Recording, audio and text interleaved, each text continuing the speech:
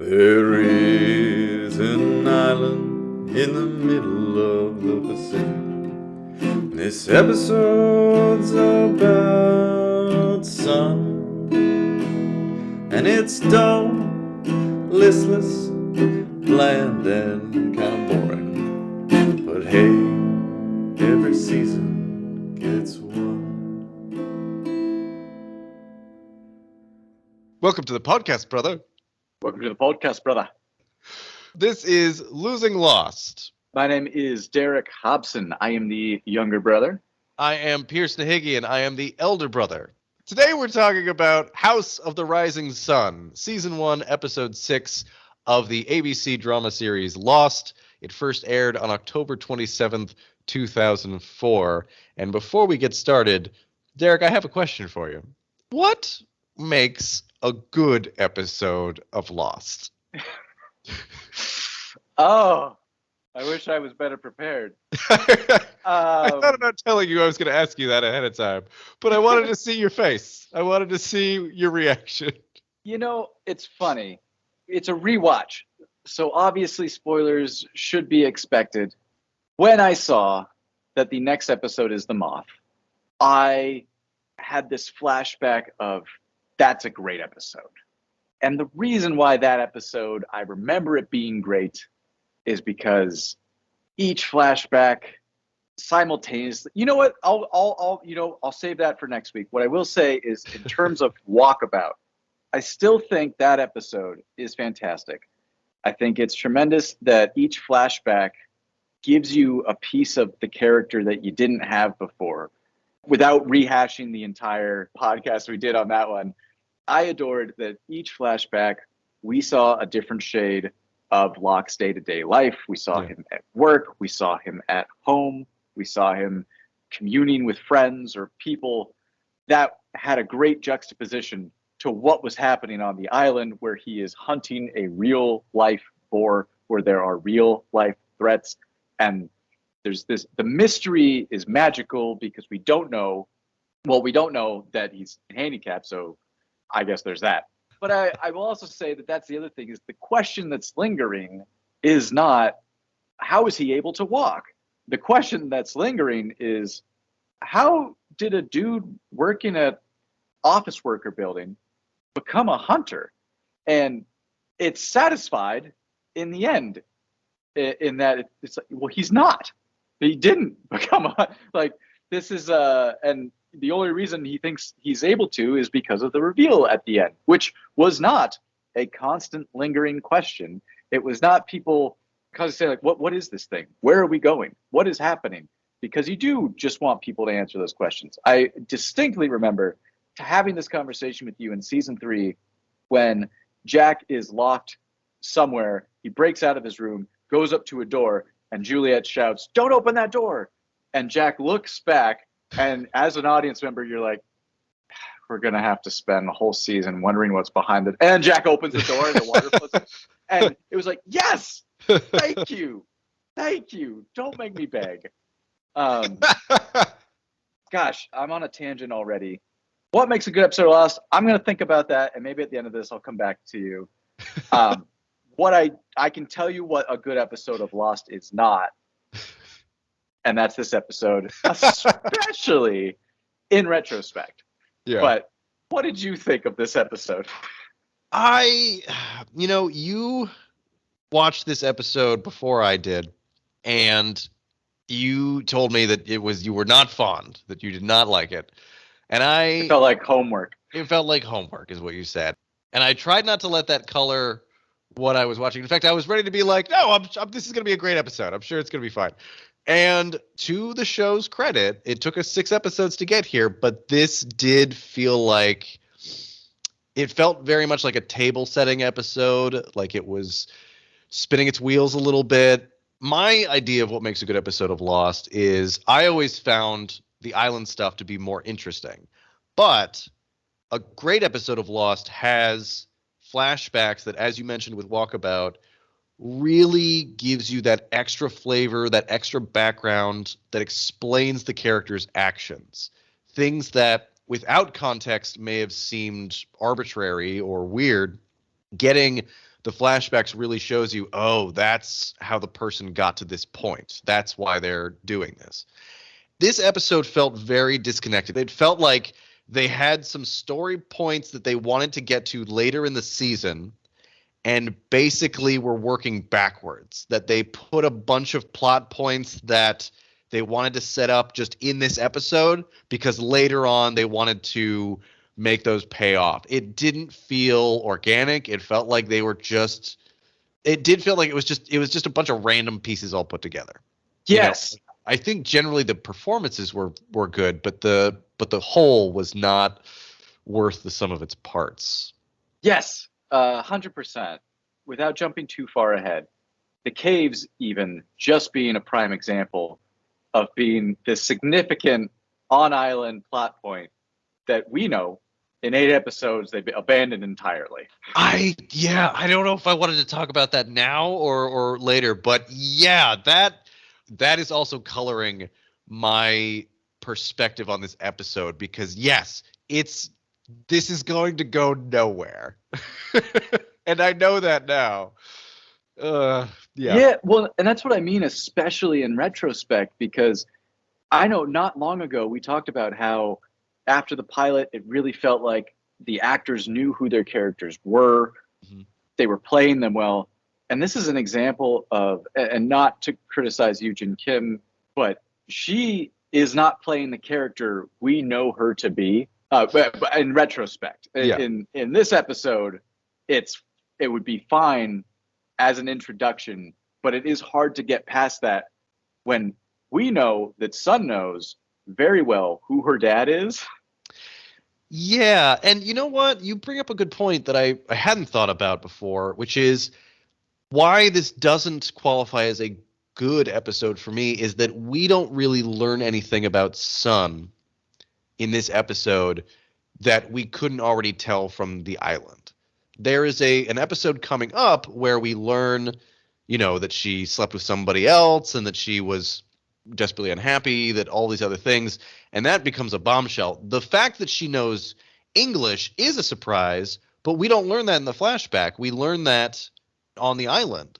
So really, apart from these little glimpses, these hints that we get that her husband is doing some shady business, some very violent shady business for her father, we don't come away with this with more information about her than we had at the beginning. It's a lot like the Kate episode in the sense that, like, we knew that she was a criminal and we don't get an idea of what she actually did. So it's a lateral move. You've built out the character a little bit, you've shaded in the borders somewhat, but you haven't given us the foundation. You haven't given us the core of who this character is.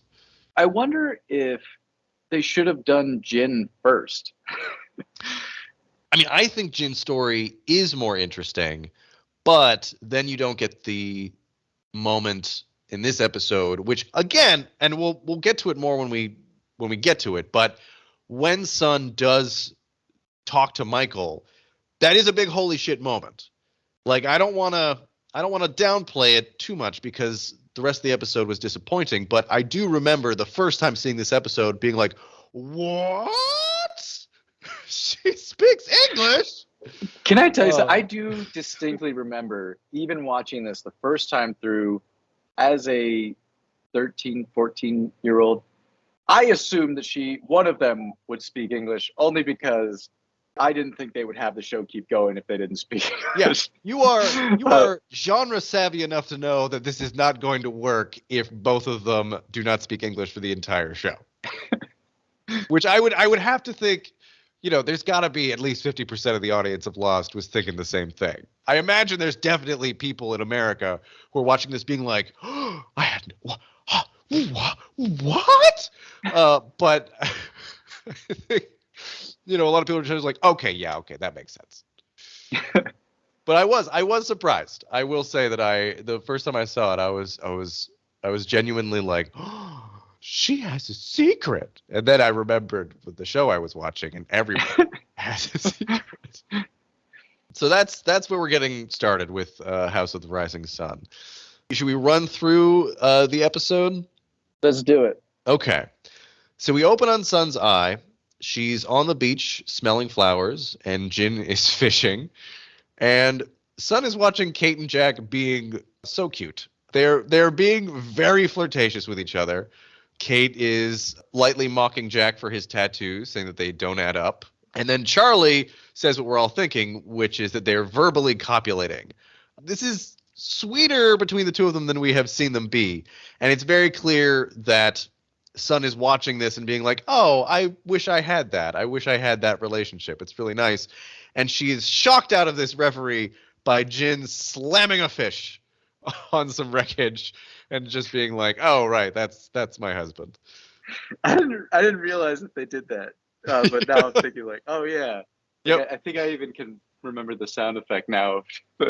Yeah. Which is, Jin has a very important skill here. He is great at fishing. But unfortunately, he's not the man that we see in the flashbacks. He has become much more cold and distant. We flash back to a fancy party where Jin is a waiter, and Sun tells him that she wants to run away to the USA, and Jin says he doesn't want to elope, that he wants to earn the respect of her father. Cut to Jin tackling Michael on the beach and administering a violent beatdown. This is something that did bum me out, is how violently Jin shoves Walt. Yeah. It's pretty bad. Like, it really upset me because I'm on board with beating up Michael. And I'll go into more details to why later. But I am all on board. He was in my good graces, but then when Walt says, "Get off my dad," Jin doesn't just get out of here. He really I want to say even grabs and shoves him over. It was bad. It is bad. And I was reading an interview with Daniel Day Kim after watching the episode. It's interesting reading about how he really wanted the writers to treat him as more than like a stereotype. Part of that was not having this, was explaining the relationship that he had with Sun. And it must have been hard for him as an actor to have to play this character for so many episodes where we just know him as basically a thug, like being cold and standoffish and really violent, as we see in this episode. Because I don't think until this episode we've seen Jin be aggressive in the sense that like he's actually hurting people. I mean, because we get the shot later on of him with like blood on his hands. We see him like beating up Michael in the beginning. But up until this, like he's been mean but not scary. And in this episode, he is very scary. The only thing, well, not the only thing. There are many things that I would change about this episode. One of the major things I would change, and I don't know if they couldn't do this because it was a network show or whatever, but when we see Michael after this, he looks absolutely fine. He doesn't have a scratch on him. He doesn't have any swelling, no bruises, no contusions. The way Jin is shown to attack him, Michael's face would be obliterated. He would be so beaten up. Well, it's because the sand really cushions the touch. But the fact that we don't see him so beaten up diminishes the act itself. It makes it seem like it doesn't matter. And like the beating that Jin gives Michael goes on for a while. Like it's only I mean, in reality it's a few seconds, but that is a long time to get punched in the face repeatedly. And Michael is not doing well fighting back. Like it's just hammering him, and it's scary. I adore how there were two tackles to the lower back, because then Saeed winds up tackling Jin there too. Yeah. But I mean, I've definitely been headbutted there, and that alone is enough to make someone limp around for a while. So to go through that and then, as you said, like get pummeled and not have any sort of visible bruising is nothing. Yeah. As you mentioned too, the way it's shot, it's kind of funny because Sawyer's like helping Michael get away, and then Saeed's like, "Help me!" And he's like, "All right," and then he like leaves Michael and goes to help Saeed. It is funny that it's Saeed and Sawyer who end up breaking it up. Yeah, that was nice. I don't know if it's just because those are our main characters or they're the only ones who would. It seems to me that Sawyer would not, that he would just be watching this and be like, this is funny. I'm enjoying this. But I don't know who else among the Losties or the Sox would do it, because definitely not Boone. I think Boone would try, but I we really missed out on an opportunity for Boone to get punched in the face. Yeah, no, he would absolutely get punched in the face, fall over, pass out. I will say, I think that you can make the argument, although realistically, Sawyer is involved because he has the handcuffs. But you can make the argument that we did see, it was like an episode or two ago, that he traded a bottle of water for fish. So Yes, maybe that's right. he was invested because he knows Jin's the fish guy, and he's going to want more fish. All right, that's canon. That's it. That's the reason. I will accept this. That is a valid answer. So they handcuff Jin. Jack leads the group to water. We notice that Charlie is getting twitchy. He's in a bad mood. He's looking pretty strung out. And then Charlie stands on a beehive, which until this show, I did not know that is a thing that could happen. But I can tell you from personal experience later in life, bees definitely can make their hives underground, and it is not fun. Okay, pause. This plan. You want to talk about a bad episode? What makes a bad episode? They even have Charlie say, "This is the worst plan I've ever heard." I do remember you telling me that yes, beehives can be on the ground. Fine, I'll accept that. Can you tell me what are they trying to achieve with the suitcase?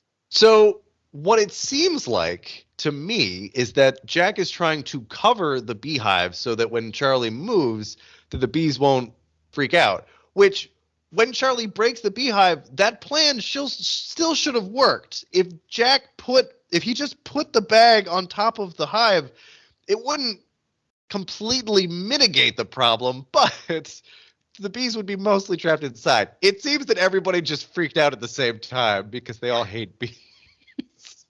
Look, we needed to get Kate to take her shirt off, Derek. That's what this is about, okay? That was my second question, because if I'm covered in bees, I am not losing a layer of clothing.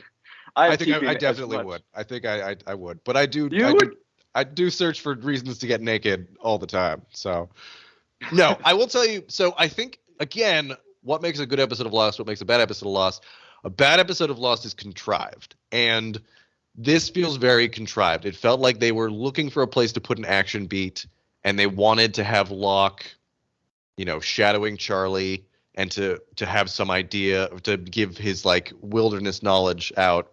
But it just doesn't feel right. It seems like even if Charlie is oblivious and, trying to get away to, do his heroin, I don't know. It feels overly dramatic, which I know is I don't know if that's the right thing to call Lost, because everything is overly dramatic. But yeah, it seems it's not dumb because it's fun, but it's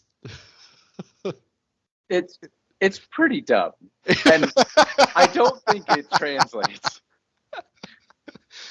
It's pretty dumb. You're right. Very confused, not just with the beehive on the ground, which again I get that that's a real thing, but that was confusing. Cover it with a suitcase didn't make sense to me, and then stripping down to fling off. I was, like you said, it feels contrived. All right, well, back on the beach, Saeed tells Michael he's from Tikrit, Iraq. I did like the touch of Saeed telling Michael, I'm from Tikrit, and then looking at him and just being like, Iraq. Like, it's like, I know you don't know where that is.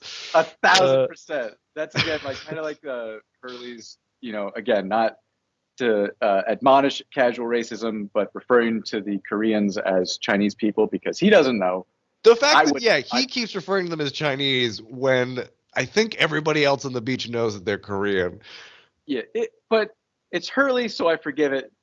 But yeah, Hurley's not doing it from a place of hatred or it's just ignorance.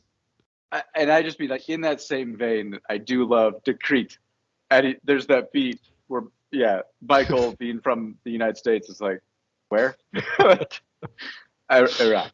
Like, it's such a it was an expertly done. Navy and Andrews, gold star for that. He really does. He really gives off that air of having dealt with both casual and overt racism his whole life and just being over it and just being like, okay, fine, I'm gonna help you out here. I'm not gonna make you struggle for this. It's not worth it.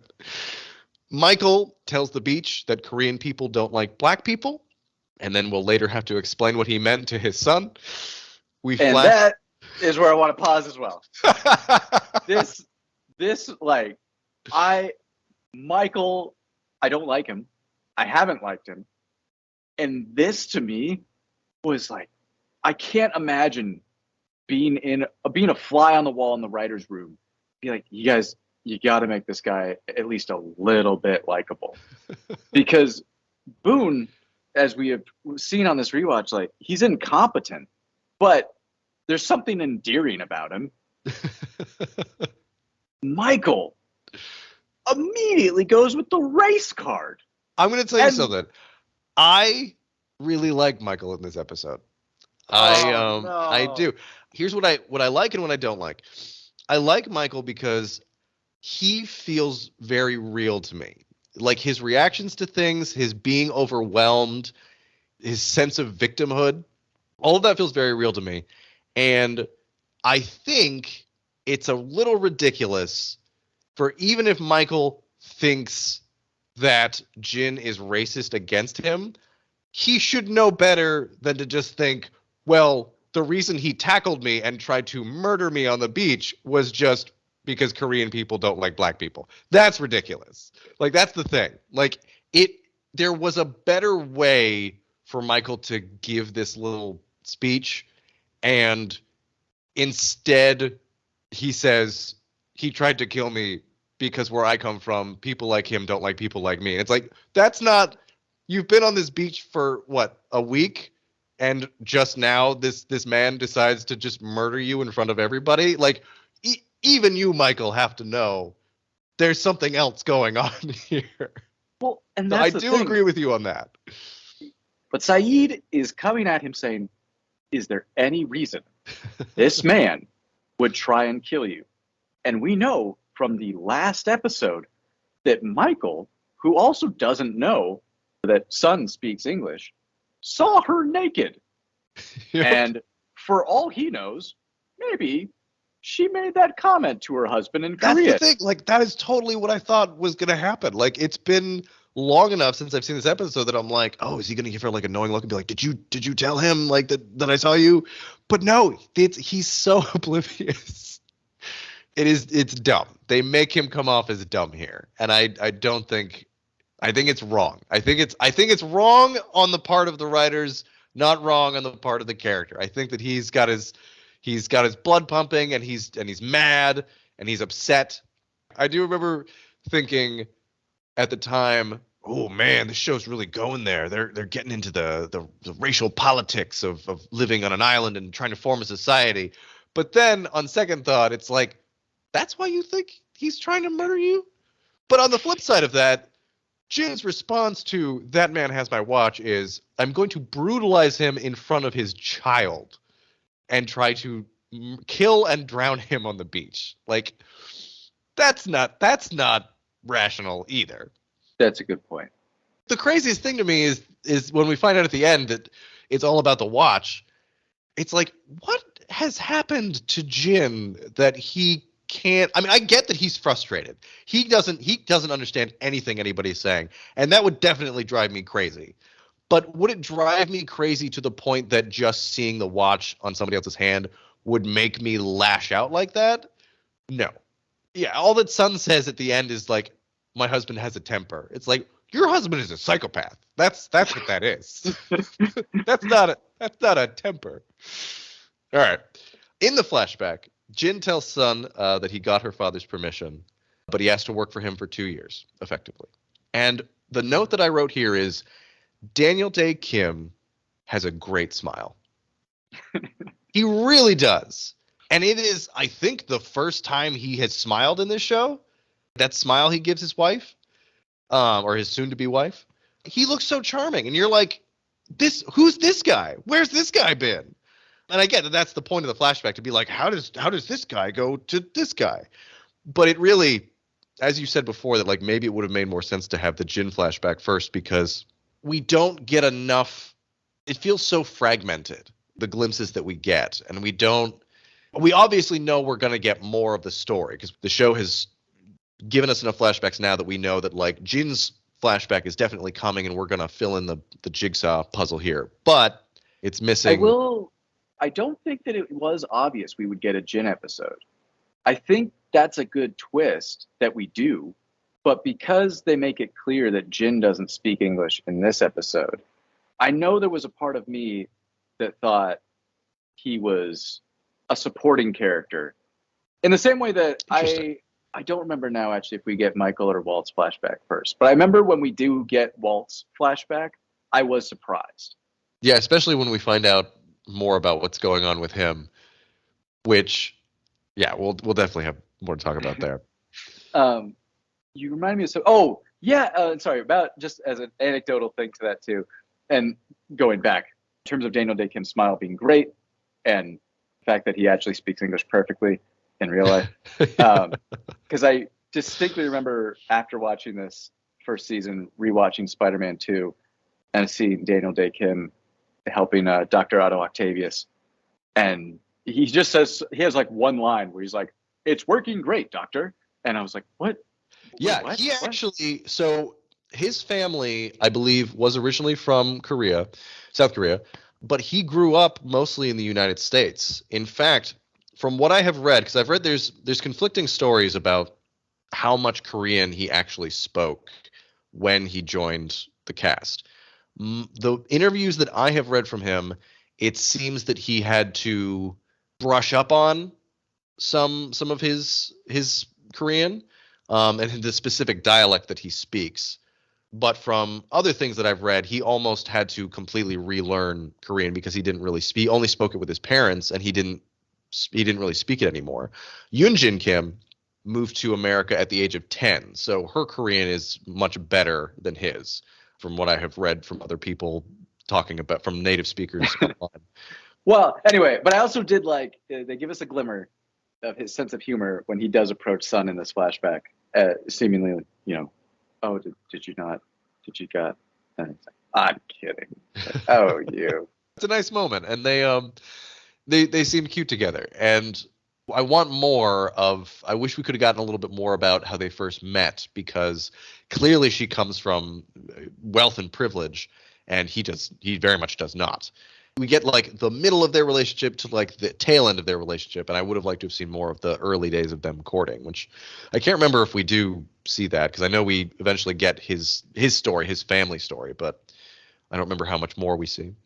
I think your analysis that it's a table setting is so accurate for that reason, because we do see there's clearly a class distinction, but it's not stressed in this episode. Yeah. It's obviously this has to do with him working for her father, and she gives that glimmer of, "Oh, I don't think that's such a good idea." Yeah. But they don't really show, that he's born from a fisherman, even though you could pick up from watching the show, I guess. It's like, oh, he's catching fish, and what, But I guess the fishing part, that Jin's backstory is understated, and Sun's flashbacks are flat. I don't know. There's something. Flat. It does feel flat, especially because we only see her in basically outside her father's, I don't know, house or business or something. Then we have a few flashbacks of her in the apartment, and then she's in the airport. Like it's always her just in a space, but not actually acting in the space. I made a note about that where I was like, oh, they added a dog as a way to show passage of time because we are bored. Yes. Yeah. Otherwise, just to give her some business with the dog. Yeah. It's all right. We'll move forward. Jack and Kate take their shirts off, running from the CGBs. Kate finds a mummified body. For what it's worth, and I am not a scientist, but my understanding is a jungle climate would turn a dead body into soup and not turn it into a mummy. I believe that in order to make a natural mummy, you need to be in a very dry, arid place where all the moisture can be sucked out of them, not where they are in a humid jungle that is full of water and moisture. That sounds right. We'll say magic. Jack says it takes 40 to 50 years for clothing to degrade like this. And unfortunately, this is another thing where retroactively, he's super wrong about this, because if I'm remembering correctly, the corpses here are the mother, played by Allison Janney, and the man in black, and they die like hundreds of years before the events of Lost take place. I know that when Richard arrives on the island, it's in like the 1800s, and the man in black is already smoky by then. Oh, yeah. So it takes place at least 200 years. So he's dead at least 200 years before Lost happens. And I believe much longer than that. And obviously, again, the writers don't know. But it is one of the things that, like, if you take the series as a whole, Jack is way off on this. And which is fine. He wouldn't know. Jack wouldn't have to know that. But he says it with such authority that I do have to point my finger at it and be like, well, just not correct. And he finds a little pouch with black and white stones, once again setting up that those diametric opposites, which Locke also, when he's playing, is it backgammon? Backgammon, yes. Backgammon. And then we get a joke. We get a joke from Charlie, where Kate says her shirt was full of bees, and Charlie says, "I would have thought C's." What do we think of this joke? I like it. I am ashamed that I like it. I think she gives him such a dirty look. Yeah. And he does apologize, but it feels very out of place. And I did cringe a little bit, but I also think it's a funny line. It was a very James Bond kind of line where I don't know how familiar you are with the James Bond series, but basically more so in like the earlier James Bond movies, like he would make a terrible pun like that, where it's like everybody in the audience would just be like, "Oh, James, what a cad." But yeah, I think I felt the same way where I was like, first of all, great timing, Charlie. You jumped right on that joke, but you instantly knew it was a bad idea. I think what makes the joke so funny is that Charlie knows he's out of line and was really trying to lighten things up and didn't work. Nobody thought it was funny because they're all sourpusses. Kate's allowed to not think it's funny. That's fine. But Jack and Locke are just like, "Shame on you, Charlie. How dare you even try to make a joke?" Locke is very interested in the corpses. He names them our very own Adam and Eve. I really like how, for most of the episode, Locke comes off as very aloof and then cool as a cucumber. Is very in tune with the. But as soon as like Jack's like, "Oh, we found corpses," Locke was like, "Oh, what? What? Huh?" Like he's very much nerding out. He wants to know the lore of the island, and it was cool. Jack says it makes more sense to bring the camp to the cave. Once again, he mentions that there are 46 people on the beach.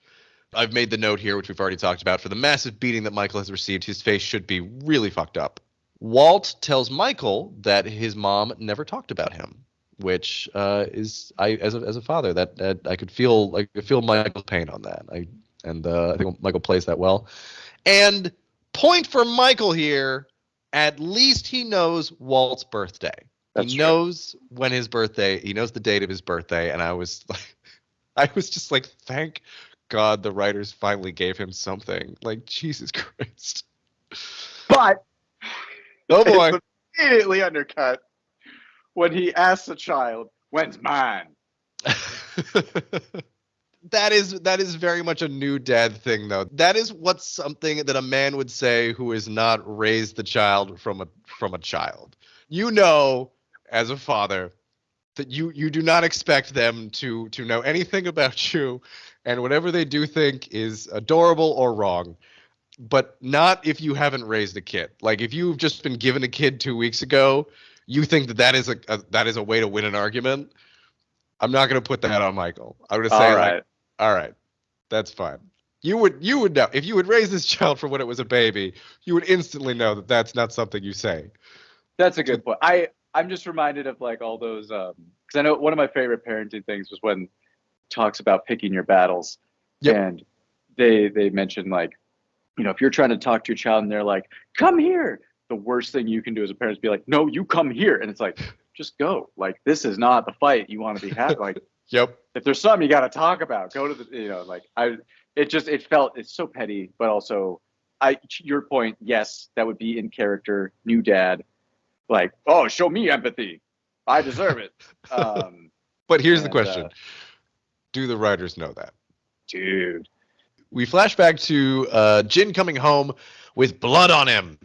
And Sun asks what he does for her father. And he says he does whatever her father tells him to. And it is a chilling line delivery. It's really creepy. I credit both of them here. But Jin really, this is the first, in the flashbacks anyway, the first glimpse you see of him being just cold as ice. And it is scary. And I do remember, you know, not liking Jin at all at this point, you know, when I was first watching the show, and Jin's flashbacks really like flipping everything around and seeing like how he's really like pushed into this, and, you know, he really is just trying to do everything for her. And I would be curious to know, speaking of writers, if they initially wrote the Jin and Sun episodes as like one part and then broke it up into 2 episodes. And if that is one of the reasons why it feels so fragmented. Because the Jin stuff, I remember really liking the Jin stuff. And in this, like, I just hate him. And I know we're supposed to. Like, you're supposed to dislike him. And that's why the show will flip it on you. But oof, he really plays like a real cold guy here. Yeah. I think you nailed it with the table setting. It does, especially with what we know. And again, in retrospect, I think that's half the reason I hate this episode. Yeah. Or maybe not. Maybe hate's too strong. But on the scale, like, you know, I was lukewarm on the Jack one. I was at like a C or a C plus or something. And you did remind me, like, this is a solid B episode. But this was the one where I was like, I don't like this. I don't know why we're watching the show. But no, I mean, in retrospect, it's just like, because I know Sun to be 100%. Well, and, you know, maybe actually I don't. You know what? I for some reason, I recall Sun knowing what her father is and what he does. And therefore, Jin feeling like he's been manipulated and taken it, like a very Lady Macbeth kind of thing. But I now that I think about it, I don't know that that's right, because the confrontation I'm thinking of is when Sun returns from the island and basically threatens her father. And I'm wondering now, did she just knew that he was powerful and maybe dangerous, but only after she witnessed the brainwashing of her husband that she confronts? I don't know. My take on it from this episode is that she knows her father is very powerful and gets what he wants. I don't get the impression from the episode that she knows that he's like a crime boss or anything like that. But I think there's room for interpretation there. It does, but from this, you're right. Actually, no, I take back what I said. You are right. From what we've seen, it does seem like she's utterly shocked that Jin is doing this. She's like, what do you do for my father? It's like, shame on you. Well, this was a point I was going to mention when you covered it. How do you think she feels when she sees that Jin has brought her a diamond? I remember, so he gives her the diamond, and she gives the diamond a look over her shoulder when they're hugging, right? Like, yeah. She gives it a very specific look, and I can't tell if so the way that I would be playing it is, or the way that I would think that it would be played is, she looks at the diamond and she's worried. But the look that she gives the diamond is more just sort of like, oh, I can't believe he got me a diamond. This is great. And like, maybe I'm misinterpreting the look. Like, maybe it's wrong. It does seem more like she's like, oh, I'm so happy he did get me a diamond. Not like, oh, this does not bode well. This is I'm very worried about this. I'm glad you said this. This is exactly how I felt because, and this is why at the beginning I mentioned that we've been talking about how since the pilot we have the actors dialed into their characters. I may not like Michael, but he's consistent, or the actor is portraying Michael as consistently as possible. Yeah. Sun, yeah, it seems like she's interested in the diamond. Yeah. And the thought that I had in my head, again, I had Spider-Man 2 on the mind because Dano Day Kim has that one line. But especially in hindsight, the ending of Spider-Man 2 has only grown on me, where you have Mary Jane staring out the window, like, go get him, Tiger. And then it like, the music kind of like dials down and she just kind of looks sad. Yeah. And it ends. And it's one of the most haunting endings to a superhero movie. Yeah, I think a lot of people forget about that. Like they remember her like running in the wedding dress and being like, telling him Tiger. But yeah, it is a pensive downer kind of ending to be like, oh no, she's going to be waiting for him staring out this window for the rest of their relationship if they're together. It is I think that it is an ending that very much evokes the ending of The Graduate. Have you seen The Graduate? Yes. Yeah. Actually, as someone who used to listen to a lot of director commentaries, I know they mentioned this in the credits. Bam. Yes. Okay. You're 100% on the money. That was intentional. And it's very much like it's almost like with The Catcher in the Rye, where like you read it one way when you're a kid and you see the ending of The Graduate and you're like, oh great. But if you're not paying attention, like look at their faces when they're in that bus at the end. It's like, oh wait, now what? And I also love that they both just kind of look forward and they're like, yeah. And then the bus keeps going and then they're like, oh. Like those great. It was like, oh, such a kick in the balls, such a grand romantic gesture, undercut by, yeah. And I don't even know if this relationship is going to work out. Nope. Like, nope. Yeah. So, wait, where were we? Sorry. Basically, all I'm trying to say is that when Sun looks at the diamond, yes. Okay. it seems like she's excited about the diamond. Yeah, she seems happy. Not like, oh dear, I wonder what this cost or what this will cost my husband. Yeah. Anyway, yeah, she seems excited. She seems like, oh, he got me the diamonds. It's great. The next thing we have, this scene. Okay, this next scene I have written that this is almost a sitcom moment, and it is Kate and Jack are walking back to the beach. Kate is sweaty, but I think she looks perhaps the best she has ever looked on this show. She looks, she's glowing. She's radiant. She bends over and asks Jack if he's checking her out, which is a continuation from their flirtiness from before. And, it seems like this is where the episode's been going, although it does feel a little forced because they were flirting on the beach. She's teasing him about his tattoos. They took their shirts off at the cave. And now she's, she asks if he's checking her out. And all he wants to talk about is the cave. It is the most sitcom thing where it's just like, hey, anything you like? It's like, oh, man, well, let me tell you about this lawnmower that I just found. It's like, rubba-dubba-dubba-dubba-dubba. She is so visibly disappointed. And I get that it's a TV show and she's doing that for us. And I get that Jack isn't great with social cues. But, oh, my God, Jack, look at this woman. Look at her face. Do you not understand how badly you have messed up? I adored that so I hated it. It's so stupid. To be fair, this is more consistent with the Kate and Jack that they have shown us thus far. Of simultaneously, yes, there could be something there. You guys are not on the same wavelength. Not at all. Because I did love. She makes a very open bit, like she was, as you mentioned, visibly disgusted when Charlie made a joke about her boobs. But she is inviting Jack to check her out and saying, that's okay with me because we get each other. And Matthew Fox isn't even, in a way that a character like Hurley would be like, no, I wasn't, being embarrassed and tripping over themselves. No, Matthew Fox is genuinely just thinking, surgically, what's the word for it? No. Prescriptively. He's like, I think we've got so much water here. And it's just like, oh, you weren't checking me out at all. Like Kate is all but throwing herself at Jack. Yes. She even said, it's like, it's all right if you were checking me out. And he's just like, yeah, you know what? Caves are great. You know what's great about caves? There's water in there. There's shelter in there. It's so great. We don't need to stay out at Stinky Beach. She just looks at him, just like, oh my God. The look that Kate gives him, I think, is the look that any married man knows. We're just sort of like, oh, I said the wrong thing. I did a bad. I'm gonna be feeling this bad for a long time. I forgot that I saddled my horse to this wagon.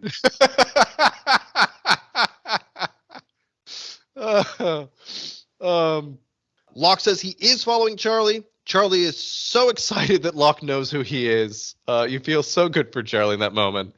He tells Charlie he'll see his guitar again. On the beach, Saeed, once again, makes a great point that Jack didn't consult anyone when he decided to move everybody to the cave.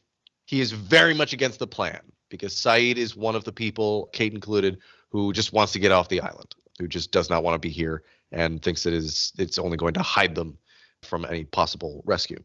Hurley, being the great audience surrogate that he is, asks what's up with Jack and Kate.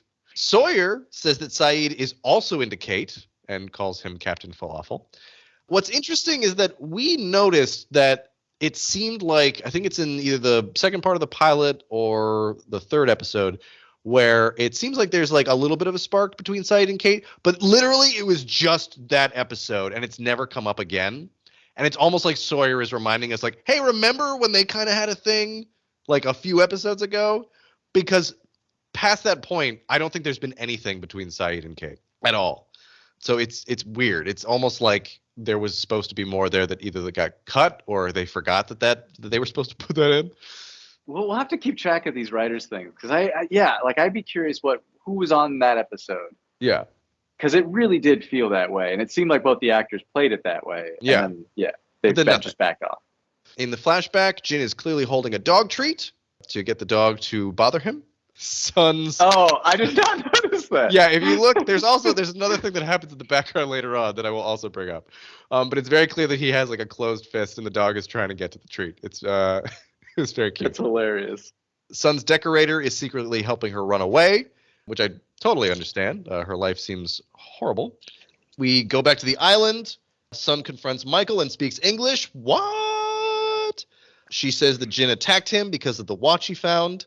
She says that she hasn't told Jin that she speaks English because he has a bad temper. We've already talked about that. She is really underselling it. Locke says he wants to help Charlie.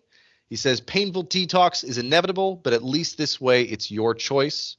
He points up, and Charlie sees his guitar, and Charlie smiles when he sees it and starts crying. I thought it was a beautiful little moment from Dominic Monaghan. It was one of the few moments in this episode that I genuinely thought was good. I think that bit of acting between the two of them, and especially with Dominic Monaghan, that actually got me. Like that look on his face. It was a really nice moment. Well, and I'm trying to temper my expectations because I remember being floored by the Moth, the next episode on our list. And I mean, partly because I was already a Charlie fan at that point. So I was like, yeah. And then I was this is a great episode. But as you mentioned, I also think as great as that moment is, this is what made me also think table setting as the thesis for this episode. Because ultimately this is setting up the next episode. It's like giving us that prelude. And reminding me I'd rather be watching Locke and Charlie. But anyway. Kate tells Jack she can't dig in. Jack asks her how she got to be this way. What did she do?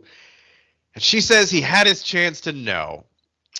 And I am sad to say that this is an early glimpse of some of the dumb stuff that Lost pulls later on when it's like, just tell him. Like, there's no reason to act like an angry toddler here. Like, this is one of the few times when I'll accept it a little bit because it's like Kate really wanted Jack to just be like, let's just hook up. Let's just do it. Let's just get crazy. Let's see what happened. And she clearly, after letting her guard down, has put it all the way back up. And you know what? It's fine. It hurts. I get it. But it does seem very childish. It's like, I was going to tell you when you said you didn't care, so I'm not going to tell you now, Jack. You poopy head. That's good. This whole Kate characterization thing of I don't want to tell. It's like, why did you want to tell him to begin with? Like, he is the one person he doesn't know. You've been on the run for 20 years, whatever it's been. Anyway, all right. We go to Michael's monologue to Jin, which I think is great.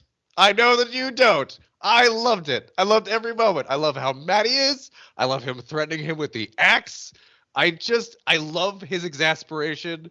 It's one of the things that I love the most about Harold Perrineau, and I think that he really brings that frustration to Michael. He really brings the most realistic exasperation of being like, so many of the other characters are all off in their own thing, and they're all like dealing with it as well as they can. And Michael never seems like he's dealing with it well. He is on an island. He is on a haunted damn island in the haunted damn jungle with his son that he just met, and nothing is going well. And he always plays that. And I really respect it.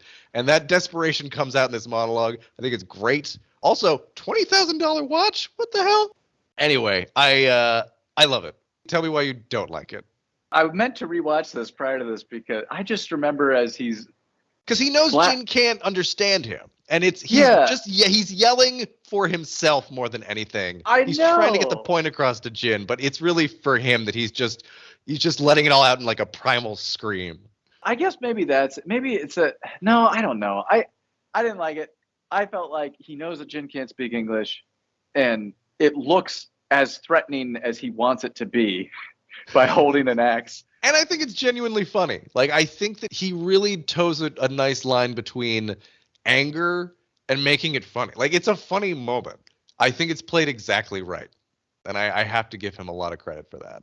All right. Well, I will say one last thing is I know we talked about purgatory and how that does seem to be the thing that they're going with. And of course, his speech does end with, "Time has no meaning on this island." Yep. And it's like, oh, yeah, there it is again. The flashback with Sun. When Sun decides not to leave Jin, and she's crying and she's looking at him holding the flower, there is a woman behind Sun in the line who is trying desperately not to look at the camera and failing. And I want you to, when you have time, I want you to go back to that moment and look at, she is a blonde woman. She is right behind Sun's shoulder, and she is trying so hard not to look at the camera, and she can't do it. It's great. I will absolutely do it. I will also check out this Michael monologue again, because I do want to give it another look.